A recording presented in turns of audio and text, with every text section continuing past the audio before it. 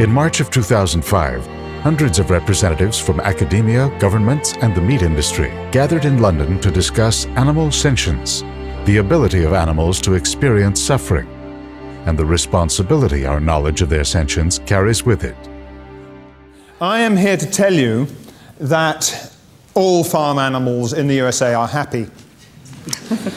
I can assure you of this on the basis of advertising campaigns such as this one from the California Milk Advisory Board, which is a branch of the California state government.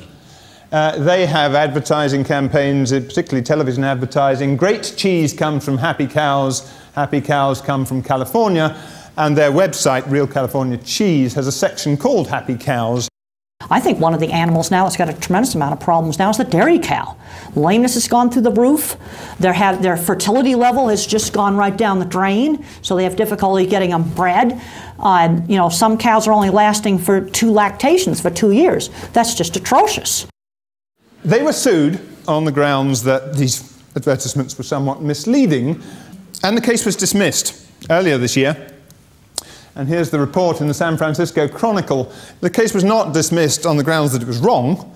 An animal rights group's suit against the state milk board for its Happy Cows advertising campaign was put out to pasture Tuesday by a state appeals court, which said state agencies can't be sued for false advertising.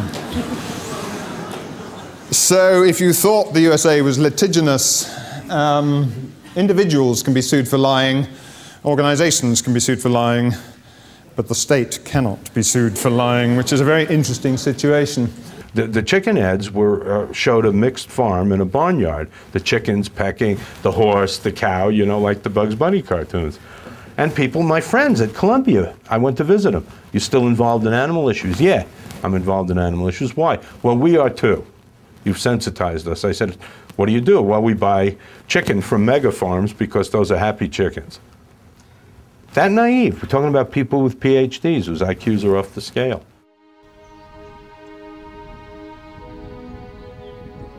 We started by visiting stockyards and other facilities where animals are raised, and we would, in some cases, literally find living animals thrown in trash cans or living animals thrown on piles of dead animals. And so we started rescuing them. Most people are upset when they do learn that animals are confined in cages where they can't walk or turn around for their entire lives.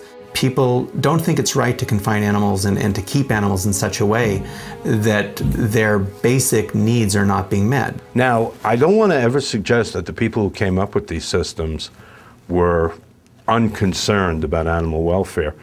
In a way, it's more insidious than that. It was based in a logical error. They knew that in traditional agriculture, if the animal was well off, it produced, and if it produced, it was well off. So they assumed if the animals continue to produce, they're well off. And that isn't true, because productivity is an economic measure of an operation as a whole. Welfare is predicated of individual animals. During the mad cow outbreak, the British government called this man Dr. John Webster. Dr. Webster's work has also advanced the understanding of farm animal welfare. The dairy cow, particularly the high genetic merit Holstein, is probably the most overworked of all animals. We are seeing huge productivity in these animals, 100 pints of milk a day or more, but animals that have failed to sustain 2 or 3 lactations. Production science has been driving this by genetics, by feeding, and of course by the use of hormones such as bovine somatotrophin, which squeezes more milk out of the cow. In the short term, it works, and that is undeniable. But it is further increasing the stress on an animal that is already working at its limits, and it's driving animals to exhaustion faster. In my view, that is quite unacceptable. Professor here, a good friend of mine, says the worst thing that ever happened to his department occurred in the 50s and was betokened by the name change from the Department of Animal Husbandry to the Department of Animal Science, which means essentially moving away from teaching care to teaching how you can get the most out of the animals. And what did that involve? It involved, well, if you look at it this way, husbandry is about putting square pegs into square holes, round pegs into round holes, creating as little friction as possible in doing so. With technology, we could sand the square pegs and force them into the round holes. Temple Grandin is considered a world-renowned expert in humane livestock handling systems and recognized as one of the most influential people in the meat industry. She has written over 300 scientific articles, many on animal welfare and behavior topics. Usually truth is somewhere in the middle. Things are not the total horror show that some advocates say it is, but on the other hand, it's not garden of roses either. But as we bring animals into an artificially, controlled environment, we're getting into some really serious problems with pushing animals past the biological limits. And it's a combination of genetics and management, and I think it can be a very big welfare issue. The National Pork Board runs a swine welfare assurance program, and this is a good indicator of the fact that sentience really does not receive attention in anything that would be recognized in this meeting or more widely in Europe. There is no recognition of issues of sentience or suffering in relation to housing systems, in relation to other forms of treatment, indeed no mention of it whatever. I'm just in Des Moines now. I just came from the 18th annual World Pork Expo, and I wanted to see what was going on there. I didn't see anything involving the welfare of pigs, except to the extent as to how to keep them healthy, so you can healthy enough to send them off to slaughter. I was pretty shocked at what I saw. And the people that ran the chicken house kind of didn't get it. And I said, if I brought 10 people out here from the Chicago airport, I think they would just be horrified. For instance, I was with colleagues of mine and we were touring an intensive swine unit in the Midwest, and we saw one sow that was lying down and just covered in cuts and scratches, which is pretty typical. And I was taking a picture for educational purposes when I teach classes and things like that. And my colleague looked at me and said, "Oh, I hope that doesn't get in the wrong hands, such as in animal rights organizations, because I could see how they could make that picture look bad."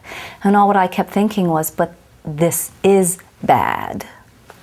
For example, the National Pork Board on their website says because the welfare of their animals directly affects their livelihood, pork producers work to ensure their animals are treated humanely. Anything less would be self-defeating. Now, there are elements of truth in that, of course. They want them to grow well, they want them to produce well, but remember that these pigs are being kept in gestation crates like this. If you want to put it baldly, animal welfare is no longer built in to productivity. It has to be reintroduced. There are several examples in modern factory farming of cases where the productivity of the herd or flock is excellent for the farmer in terms of cash return, but there's severe welfare problems for the individuals. I can give you examples of this. In the case of fast-growing broiler chickens, over 20% of birds are in pain for a third of their lives. In the case of dairy cows in intensive systems, over 20% of the cows are in pain from chronic lameness. And in the case of hens in battery cages or even in free-range units, perhaps 40 to 50% of hens by the end of the lay will have had at least one fracture from osteoporosis. So we have clear examples here of the system will pay, but the animals as individuals will suffer. We brought this case forward, and the egg factory's lawyer argued in court that they could legally treat the birds like manure. And the judge said, "Isn't there a difference between live birds and manure?" And their attorney reiterated, "No, there's not a difference." So it was pretty astounding to us that you had an attorney here in court literally saying that live animals could be treated like manure. They were convicted at the first level, but they appealed it, and the conviction was overturned because we were not able to show the intention of the person who left the animals in the trash can. If you're in an area where the perpetrator is the brother-in-law of a county judge, then no matter how much felony evidence of dog fighting, paraphernalia, interstate trafficking, the case can be dropped. Or, in New York State, if you're fighting against agriculture, the Farm Bureau will come swooping in and tactfully suggest to the DA that the case will not be heard, and it will not be heard. And that's one of the challenges we face. When you go up against these big agribusiness companies, you're dealing with a huge machine. They're connected with legislators, they're connected with, local politicians. If a prosecutor does not want to prosecute a case, it won't get prosecuted. And that's always a problem And it's been a chronic, ongoing problem that certainly I identified as a major problem as early as 1980 when I started practicing animal protection law. But the optional enforcement by prosecutors and judges of cruelty cases is worsened by the fact that 100% of farm animals are exempt from the Animal Welfare Act of the United States and are not covered by most state anti-cruelty laws. One of the problems has been that in the farm states, the farm lobby is so strong that it really controls the legislatures. And there's a fear and an acknowledgement that what factory farmers are doing probably does fit the definition of cruelty in the state cruelty statutes. And so rather than change the definition of cruelty, what they do is they simply exempt agricultural practices. Whenever there's legislation introduced that addresses farmed animal welfare, it tends to be referred to the Agriculture Committee. And the Agriculture Committee tends to be made up of legislators who represent agricultural interests. Federal legislation is a much less used tool in the USA than it is in Europe. It is nevertheless striking to me that there is literally one national law in the USA that applies to farm animals and no laws that apply to how farm animals are kept on the farm. Not only Britain, but Europe itself is probably 25 or 50 years ahead of the United States in animal protection issues. All over England, all over the EU, you have laws being passed that protect certainly farmed animals, well in excess of anything that exists in any state. Management systems that involve veal crates, sow stalls and barren cages for laying hens were all once recognised as accepted practice, but each has, or will be banned, at least in Europe, on the basis that it predisposes animals to suffering. Sweden leads the world in animal husbandry standards. Unlike the United States, Sweden's laws require basic humane standards for animals. I got to see a lot of these systems, and I got to talk to the lady who wrote the law, and I got to go with a veterinarian on farm calls. And by that law, for example, when you castrate or dehorn a calf, you've got to use anesthesia and post-procedural analgesia. And as veterinarians, we need to come up, either it's humane to do surgery without anesthesia or it's not. Just because an animal's intended use is for food or for fiber does not negate our responsibility as veterinarians to ensure the highest standards of welfare. A lot of these standard practices in agriculture, for example, castration, are done with nothing, with what the vets call bruticane force. Let me give you a practical example. The use of gestation crates in sows. The American Veterinary Medical Association has yet to take a stance against the use of gestation crates. Amid growing scientific evidence and ethical concerns, the American Veterinary Medical Association assembled a task force to evaluate sow housing systems used in the United States. The general criteria was threefold. The sow must be healthy and thriving, feel well, and live in a manner consistent with their nature. Despite the acknowledgement of these essential behavioral needs and importance of minimized suffering, the conclusion maintained that no system, not even intensive confinement crates, were clearly better or worse than any other.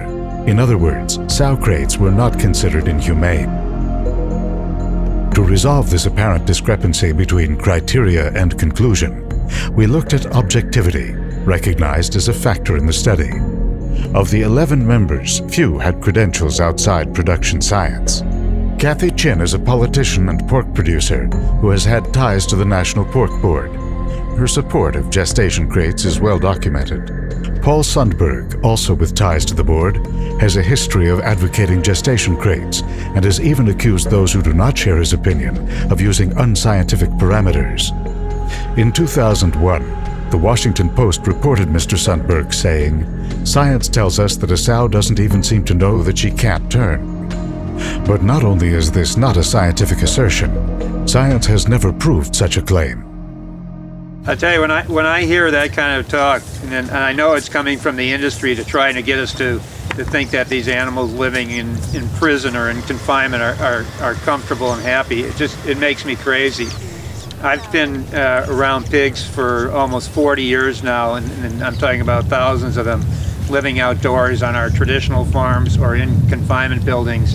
When they're outdoors and given the opportunity, they'll do pirouettes and run around and turn around, and even in pens where they have room to turn around, they're turning around and moving all the time. So the idea that an adult animal put into a cage that they can't turn around in has no concept of the fact that they're able to turn around is just absurd.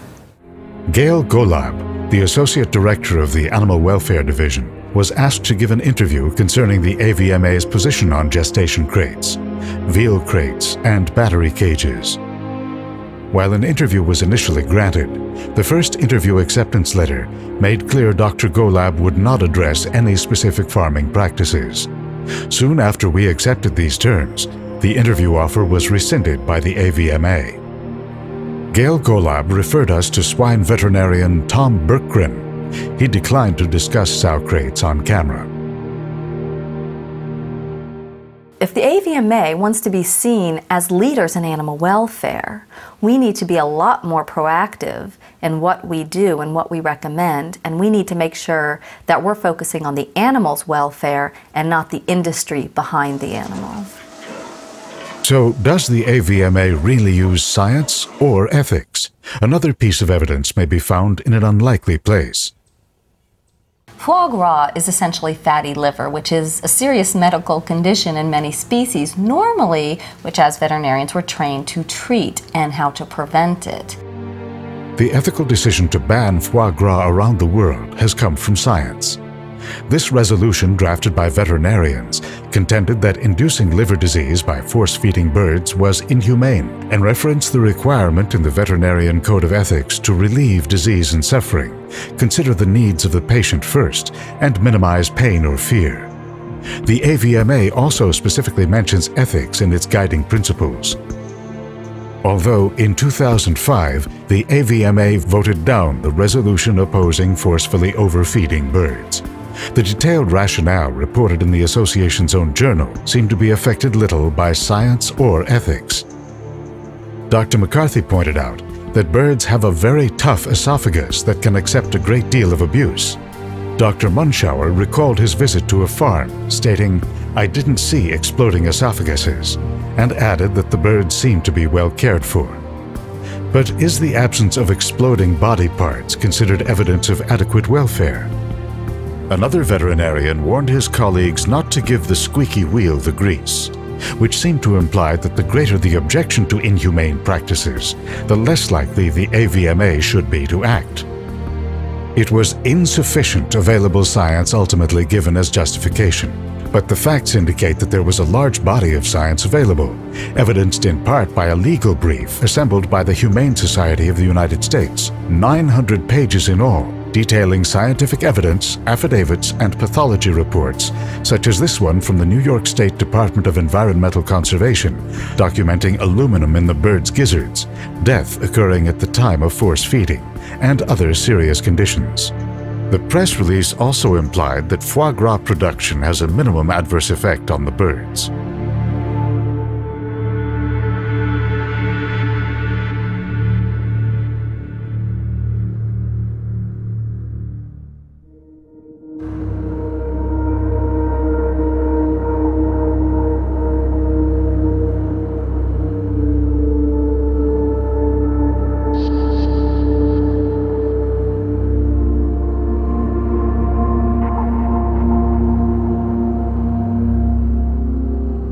What concerns me is that one of the reasons veterinarians did not want to take a stance or take an official position against foie gras was really politically motivated. They were concerned that if they took a stance against foie gras, that would leave the doors open for expecting the AVMA to take stances against other agricultural procedures.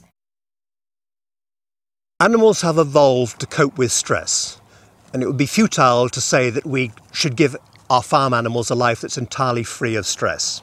So that if they lose condition following reproduction, they may become infertile for a while but recover. That is natural. What we have to do is make a clear distinction between stress and suffering. An animal suffers when it cannot cope with the stresses because they're too severe or too prolonged. I'm currently working with the AVMA in my discussions with is trying to make them rethink what they use as their acid test to judge whether something is welfare good or welfare bad. And two parameters. One is, can the female still reproduce? To which you can point to the women in the death camps. You can point to the dogs and cats in collector situations who are barely alive and who are eating each other's puppies as they're being born, cannibalizing. By the time you can no longer reproduce, it is way past humane. And another one that they always like to use is, what are the stress levels? Do you have high catecholamines, the stress hormones in the blood? But there are a lot of reasons to not have high stress hormones, even when you're being dipped into a pot of boiling oil, for God's sakes. Now, production criteria such as reproduction rate, growth rate, food conversion efficiency are reasonably good measures of physical fitness, and up to a point they define certain elements of animal welfare, but they do not even begin to describe how an animal feels, and thus they are not sufficient of themselves. Industry veterinarians use elementary factors, including environmental extremes, disease, and availability of food and water, to define welfare. Dr. Webster's research begins at this point and has produced a scientific yet practical approach to gauging farm animal welfare. How many scientists and veterinarians and PhDs is it going to take to realize that an animal with 4 legs might want to walk?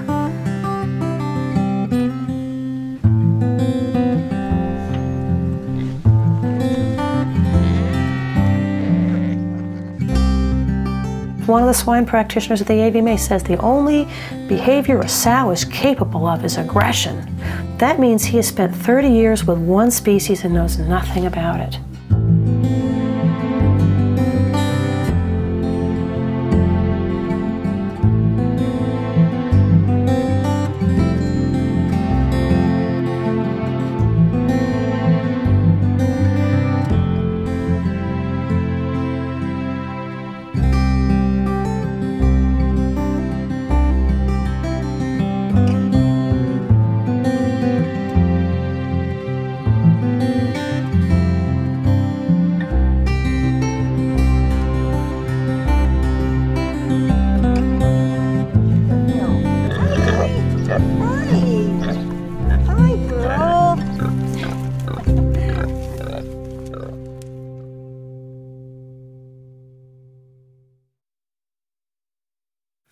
There was a colleague of mine, whenever the issue of animals or women or the environment came up, he used to dismiss the issue by saying, oh, that's an emotional issue. That's an emotional issue. By saying it was an emotional issue, he didn't just mean, of course, that people get emotional. Well, that's self-evident about these issues. I think what he meant was that there was actually no rational case for being concerned about animals. Jeffrey Mason has written numerous books on emotions in animals.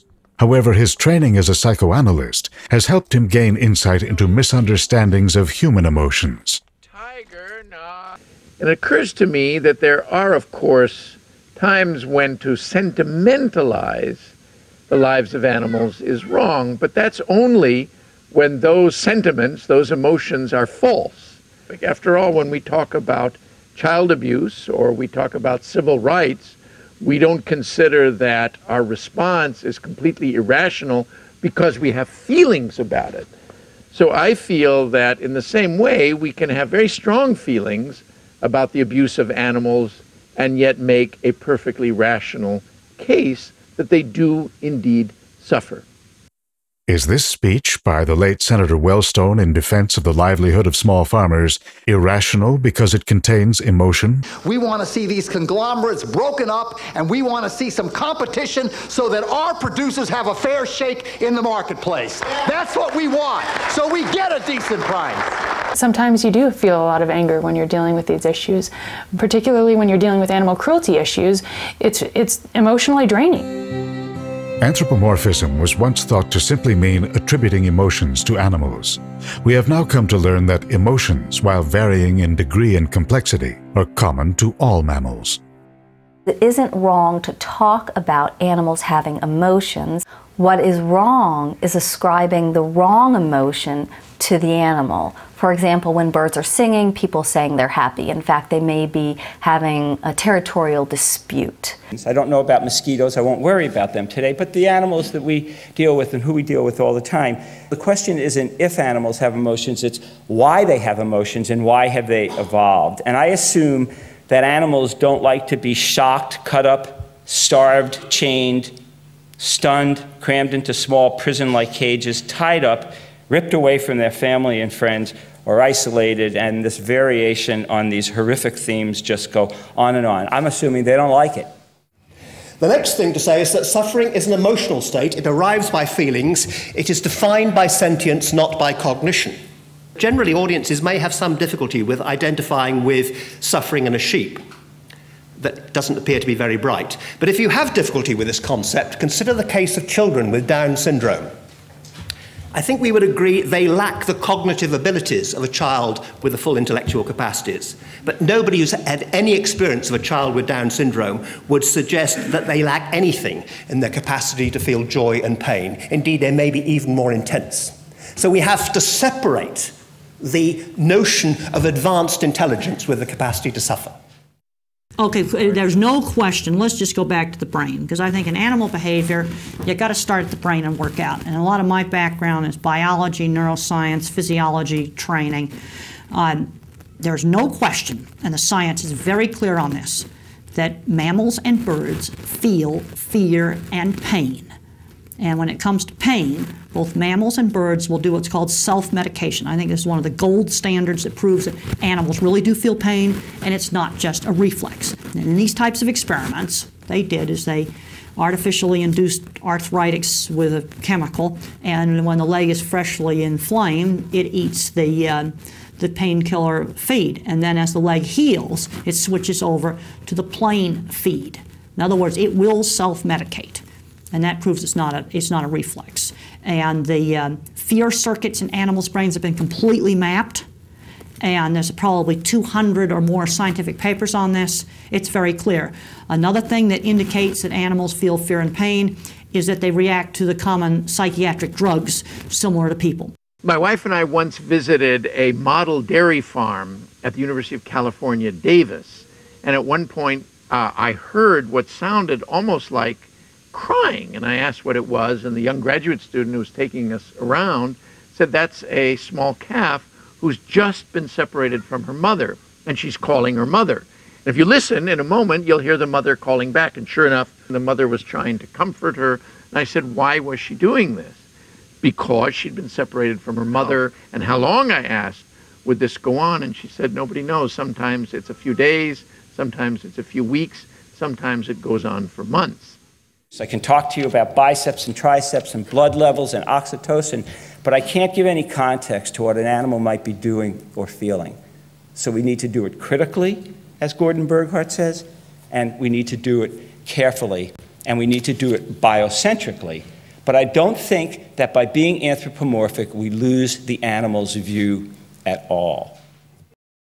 US public opinion is becoming more aware and is becoming more concerned about these issues, sustainability as well as humane treatment of animals.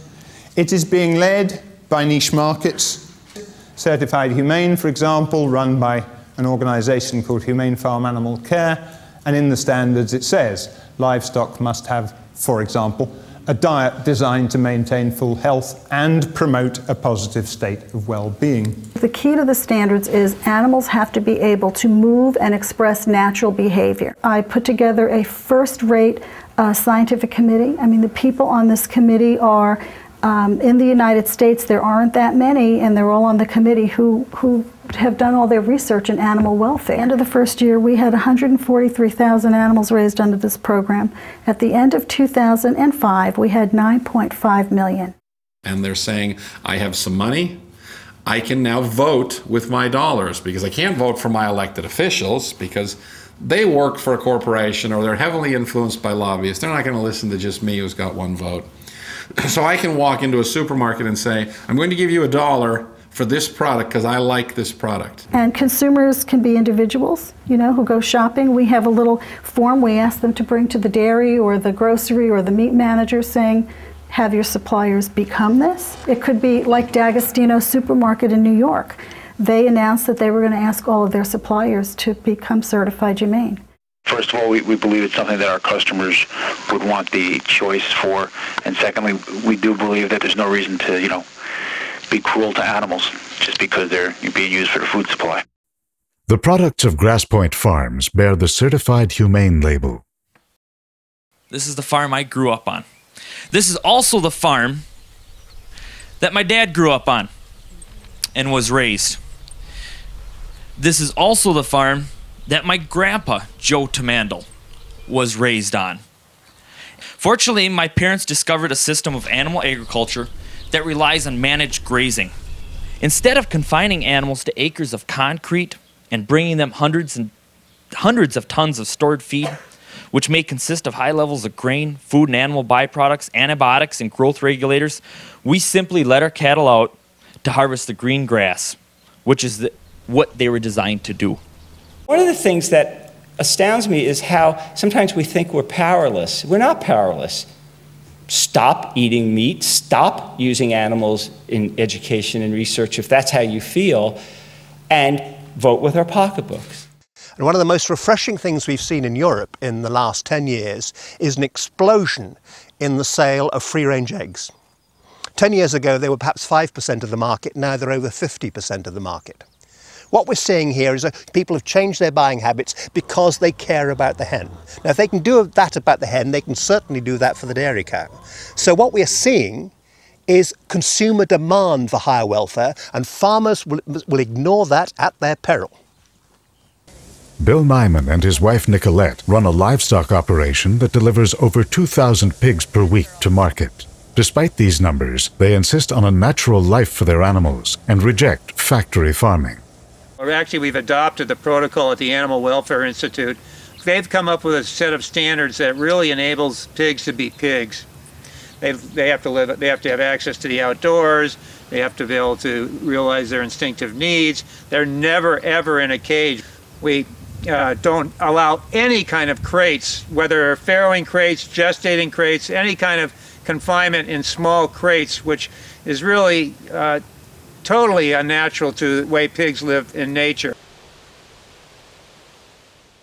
Chipotle Mexican Grill buys from Nyman Ranch and cites animal welfare and food quality as the reasons. We have worked with Dr. Temple Grandin at Colorado State University to help us develop the protocols and how the animals should be raised. Our criteria, again, are never ever antibiotics and hormones, and always a vegetarian feed or diet, so they're not given any animal byproducts at all, and always with the caveat that the animals are humanely raised and humanely treated.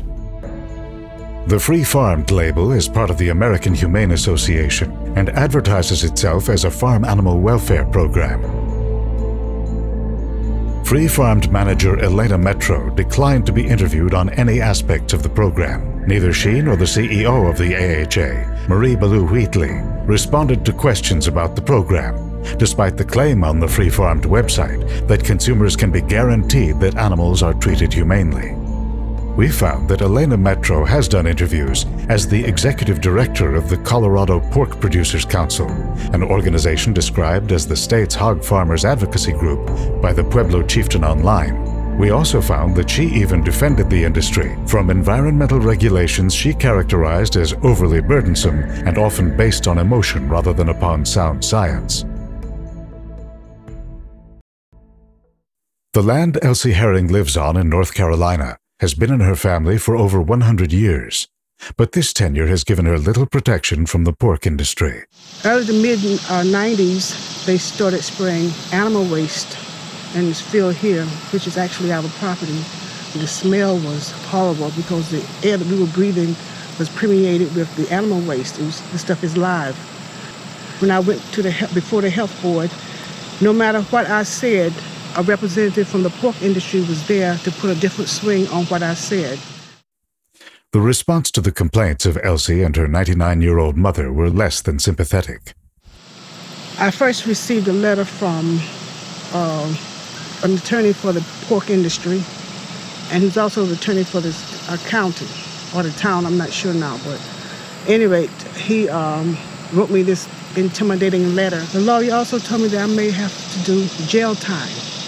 The hog farmer on numerous occasions sent the sheriff out here to arrest me for criminal trespassing. Even the hog farmer's son came into my mother's house before she died, uninvited, walked in and grabbed onto her chair and started shaking her around, threatening her, cursing.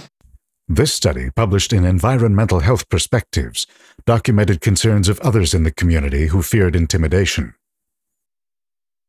Nobody will do anything, but I've had plenty of sympathetic ears.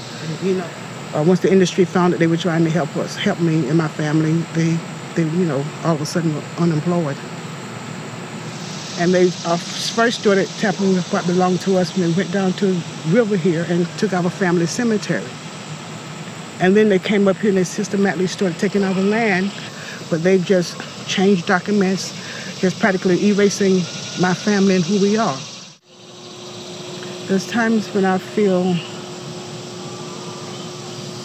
you know, just outraged that so much injustice can go on and so many people know about it and they don't even care. This bill in Iowa, the nation's largest hog producer, would levy fines not on the polluter, but anyone who files complaints against factory farms judged to be groundless. So I think what happens is when you have a large corporation that goes after people and sues them to shut them up, now you're getting into the true horror that the likes of George Orwell talked about, where there's a totalitarian state. The only problem is with Orwell, it was the government. And in America, it's the companies have actually pushed the government aside and said, we're really in charge. Governor Napolitano of Arizona has added so-called animal and eco-terrorism to the RICO statutes, laws originally enacted to deal with organized crime and inherently corrupt organizations. This paper, published in the Pace Law Review, reports that the American Legislative Exchange Council, who represent business interests in tobacco, agribusiness, and even correctional facilities, have drafted the model legislation used as the basis for other versions around the country. Many of these bills seek to criminalize currently legal activities and would even allow those who engage in political speech designed to deter protected business activities to be deemed terrorists. You know, it's been said, if you can't attack the message, attack the messenger. And that's unfortunately what we're seeing. I remember I was lobbying in New Jersey on a bill to prohibit the confinement of calves in veal crates. And one of the legislators came up to me with a flyer with a picture of a burning building and implied that we were somehow associated with it, which is completely not the case. You know, it's kind of Orwellian to label someone who goes onto a factory farm just simply to document what's going on, an eco-terrorist. That is Orwellian language. SB 615 in Missouri goes considerably further than the Arizona law and is so broad in scope it would protect tobacco producers from prying eyes. The act of taking pictures of certain businesses would be criminalized. These photography laws would make it a felony to take, distribute, or even possess images of any facility where animals are kept, whether entry is legal or not. People who are proud of what they do want what they're doing to be disseminated as widely as possible. These people are not proud of what they do, so they try to criminalize and make a tort the actions of people who are simply trying to show the world exactly what is going on. Version 666 was co-sponsored by none other than Kathy Chin, the supporter of intensive confinement hog systems who has worked with the AVMA. Should these types of bills become law, investigative reporting and even documentary films containing prohibited subject matter will be considered felonies. People like Thomas Jefferson, who talked about would they rather have a government or a press, and he said, I'd rather have a press. And there are a lot of people who feel that a free press and free speech is incredibly important, just almost the most important thing there is In April of 2002, Greenpeace activists boarded a commercial ship off the coast of Florida. The ship was transporting mahogany illegally exported from Brazil's Amazon rainforest.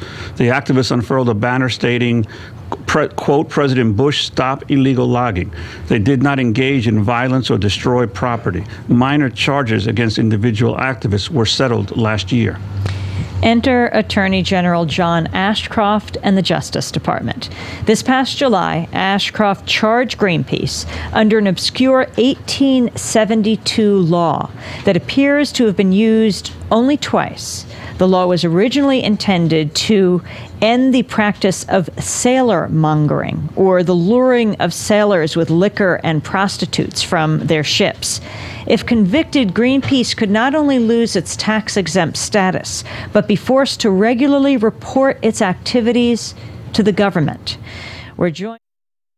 And so people get frustrated with going to a legislature that is so captured by special interests on this or that issue. So the safety valve for that is you have some kind of a constitutional or statutory referendum process.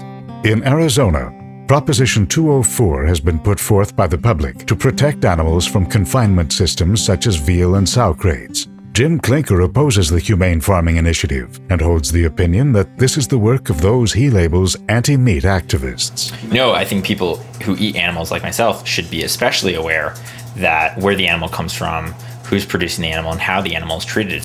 I'm not a vegetarian. My friends have signed this who are not vegetarian or vegan. Most of the people supporting this are not, because the vegans are still a small percentage of the population. This is correct. According to a Northern Arizona University study, nearly 80% of Arizonans support humane legislation. Drew Vermeer has written that the word crates used to describe veal systems is a gross misrepresentation. Vermeer used words such as secure and comfortable to describe the living conditions of the young calves. We did not receive a reply from Mr. Vermeer concerning these claims. He even asserted that tethers, which are ropes and chains permanently tied around the calves' necks used to restrict movement, are not stressful.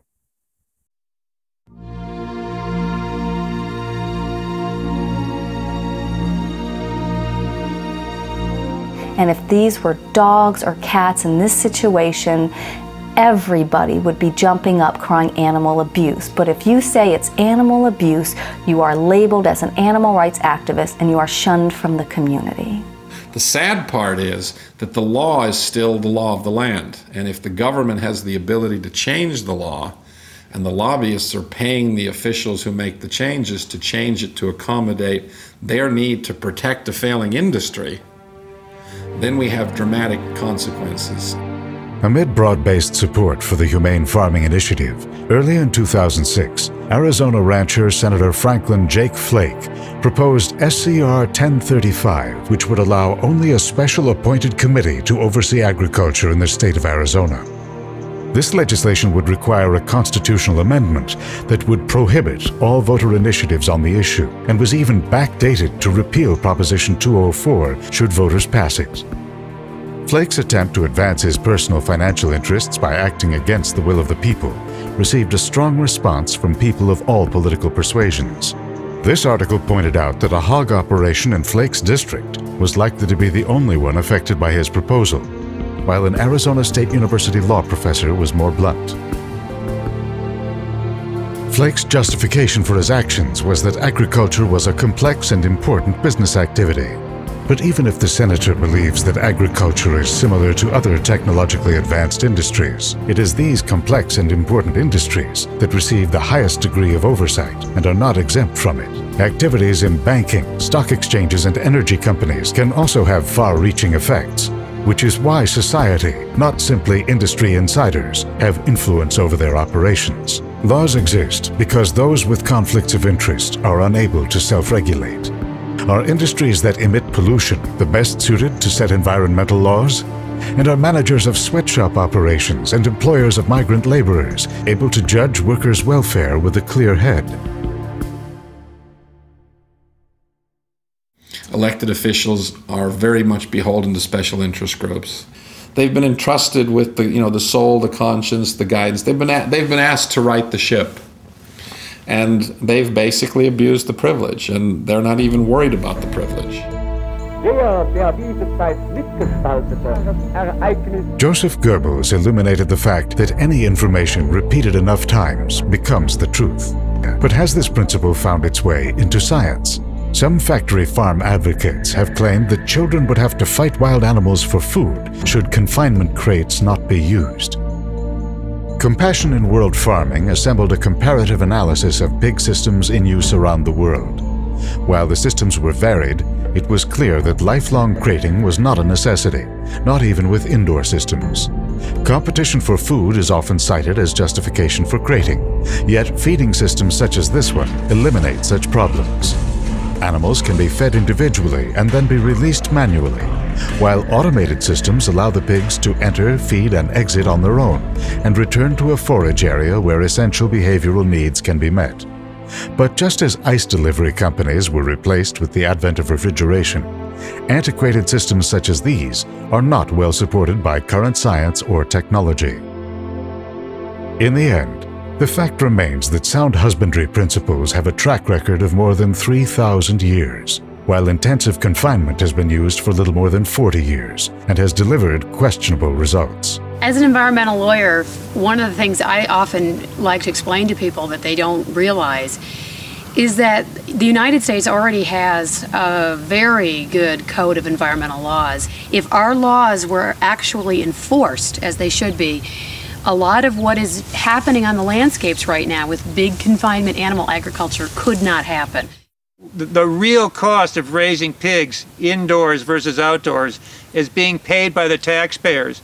The water pollution from the manure and the liquefied manure, the air pollution, the public health issues, the antibiotic-resistant bacteria. If the proper analysis was being done, the proper economic analysis was being done, then our methods look really cheap, and you can support that as an economically viable method of raising pork for a larger and growing population. The things militating against confinement agriculture are not just animal welfare. They're environmental degradation, various kinds of pollution, the loss of small agriculture. And who cares if we lose small agriculture? Remember what Thomas Jefferson said, it's the backbone of democracy. You don't want big centralized authorities controlling the food supply. And every one of these systems that are more capital intensive, that are more violence intensive, are also destructive of the security of the small producer. In Genesis, we're given dominion over animals, which doesn't mean despotism. It means that we are to exercise a godlike care over animals. But leaving that aside for a moment, if in secular terms, if we ask why should we care for animals, well, there are three obvious answers. First of all, we have taken over their lives. Secondly, they would not exist without us. Moreover, we thirdly, genetically redesign their lives. And if we are genetically even redesigning their lives to our own pleasure and convenience, this surely must increase responsibility. Welfare is not a concept that was born out of science, it was born out of ethics and morals. But when ethics is left out of the equation, which is often done in scientific studies here in the States, then inevitably we're not going to find what is the best welfare for that animal, and the animals are going to suffer as a result. So we were having a discussion, it was a night class, 3 hours straight, no break, and one of the students said, well, how can we worry about these kind of issues when children are starving? And one woman who was a cowgirl, actually, she turned to the other girl and she said, snapped actually, she said, morality is not a single-shot shotgun. Democrats, Republicans, across demographics of age and salary and education, sex, everybody wants farm animals to be treated in an appropriate way, not in a cruel manner. And most people do not realize that they are exempted out from state anti-cruelty statutes in most states. The last two popes came out against confinement agriculture. Senator Robert Byrd, Matthew Scully, classic conservative guy. You know, like any moral issue, you can't position it left, right, really. In all these matters, it's necessary to make a very clear distinction between science and ethics. Science can provide good evidence on which to make ethical decisions, but the things are different. Ethics is a question of values. And I just want to end up that ethics is important. I mean, there are some things we're doing with animals where it's just ethically wrong, and science is not going to answer all of the questions. To give you an example of the difference between science and ethics, governments in the United States and in Europe looked at the scientific evidence with regard to the keeping of pregnant sows in confinement stalls when they're isolated in confinement stalls during pregnancy. The two groups looked at exactly the same science but came to diametrically opposed conclusions. In North America, they decided they were okay. In Europe, we decided they were unacceptable. What we did was put different values on different elements of animal welfare. In science, when you're trying to make these decisions and you're doing studies, there's this critical value called the p-value that people will always look for to see if their findings are significant. And what I truly believe is that we need to have a cultural p-value, meaning we can't just have scientists or veterinarians on these boards making these very important decisions on how animals are raised. We need to have members of various aspects of society, people who are trained in ethics. We cannot take the cable car to the moral high ground and at no personal cost to ourselves harangue the farmers as cruel profiteers. The standards must be set by all who directly or indirectly derive any value from the exploitation of animals to suit our ends, whether for food, clothing, sport or companionship. But I do point out that no sentient animal has the right to escape death. Just a thought. But that gives us, all of us, not the farmers, the right to ensure that the animals are fit and happy throughout the course of their life. And I love being a scientist and I love what I do. So I want to stress that asking questions about the nature of science is not to be anti-science. In the end, it's to make us better scientists and better people. As recently as the 1970s, infants underwent surgery with no anesthesia. This was accepted as sound science. Those who call their opponents unscientific and emotional as a way to defend their own positions may be well served by a review of history.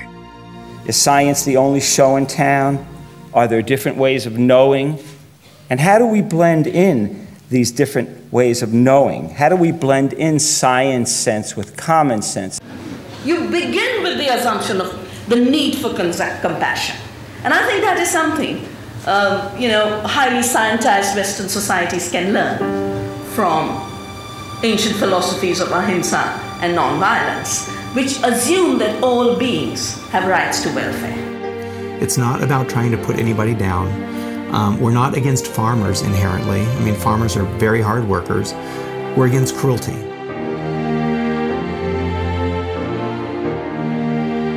If you can go through the day and know that you've lessened, there's a little bit less suffering in the world because of you, that's a very, very powerful feeling. And I respect everyone's individual decision to how they choose to live their life. Whether you eat meat or not, there is plenty of time for our society to have that philosophical discussion.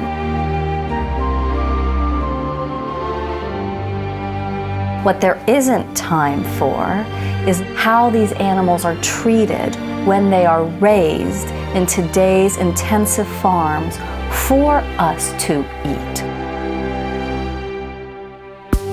So there are alternatives to the factory farming.